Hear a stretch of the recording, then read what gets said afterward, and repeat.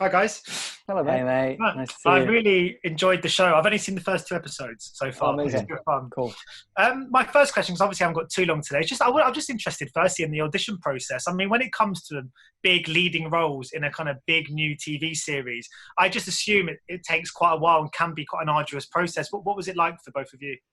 It was a fairly standard, if long, audition process. From day one, we were both auditioning for Alex. We were both reading for the role of Alex Rider, and it wasn't until after my third self-tape that they said, "We actually think you're better as a Tom. Will you come in to do a chemistry read as Tom?" And the chemistry reads day was quite the day. Do you want to tell a bit about that, Otto?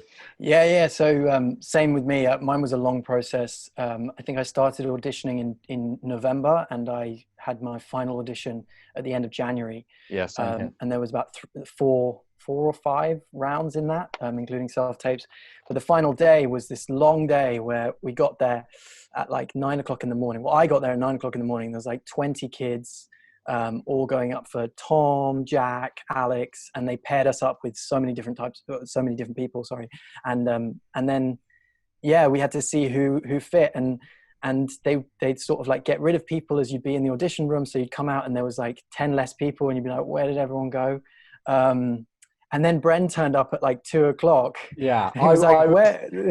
I was in a read through for a play in the morning, so I couldn't turn up until the afternoon. So I turned up and I walked into this room of about 7 or 8 boys, just exhausted, just melted into the couches at Spotlight. And I just walked in and the whole room just went, Alex or Tom? And I was like, Tom? And half the room relaxed and half the room got a little bit more stressy. Yeah. And it was just a bit of a strange room to walk into. But it was a long day and a long process. So I mean, it's a fantastic ensemble past as well. I mean, what was it like to work with people like Vicky McClure and Stephen Delane? I mean, they're two real kind of legends of British TV. Huge. Vicky McClure, I mean, I watched This Is England like in my sort of like late teens, and I just loved her work. She's incredible. Her work speaks for itself, and as a person, she's amazing. Stephen is the same. Game of Thrones. I mean, like I've watched so much of his work going back a long way. He's one of those faces as an English actor. You just know Stephen Delane. So yeah, it was a joy and a pleasure, and I learned so much from each of them. Did you guys get the chance to meet Anthony Horowitz as well? Did he give you any advice on taking on characters that came out of his mind? Yeah, we went for lunch with Anthony not long after getting the gig, wasn't it? It was just before our first read through, I think, possibly. Yeah, and we went for lunch and we discussed the characters, the plans for the characters, what he liked about our portrayals, what was going on with the show, the general essence of the piece. And it was great to just be involved in such a community way almost, that we always felt like we were a valued part of creating these characters. We weren't just bringing someone else's creation to the table. We were absolutely valued as contributors.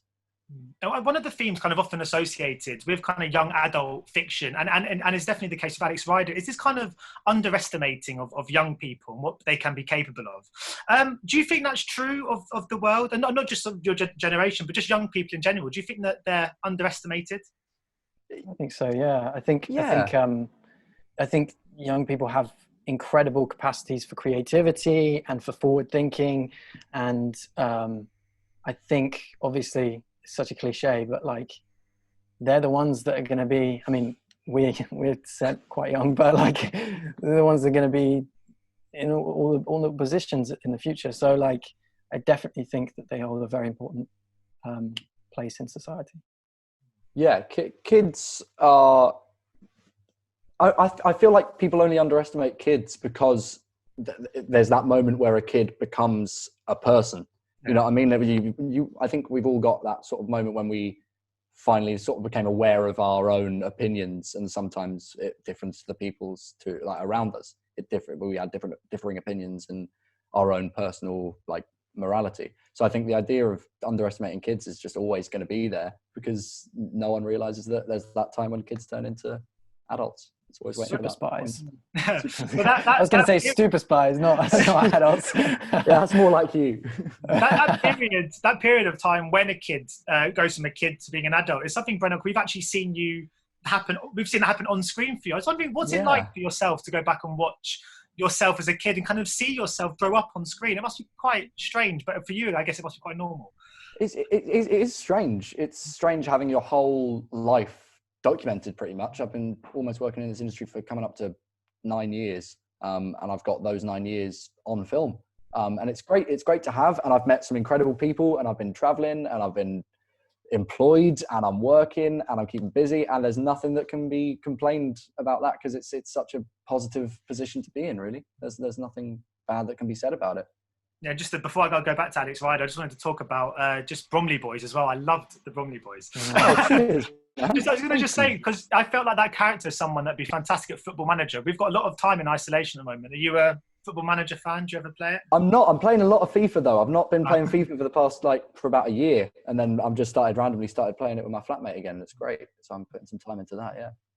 And I was wondering too about the character of Alex, actually, because I mean, he is so brave. I mean, he's a lot braver than I could ever be. When you play a role like that, do you find that they rub off on you? Do you ever find that you adopt traits from a character? Do you know, like in everyday life, when you play someone that has such a courage about them and is so unafraid, did you ever find that you kind of even subconsciously try and learn from roles like that? Yeah, I think definitely you can. Alex is very principled, and that's something I just really admire about him. And I was talking earlier about his sort of moral compass, and I would love to think that, or I'd hope that some of that would rub off on me. And I mean, it's a joy to play that, basically.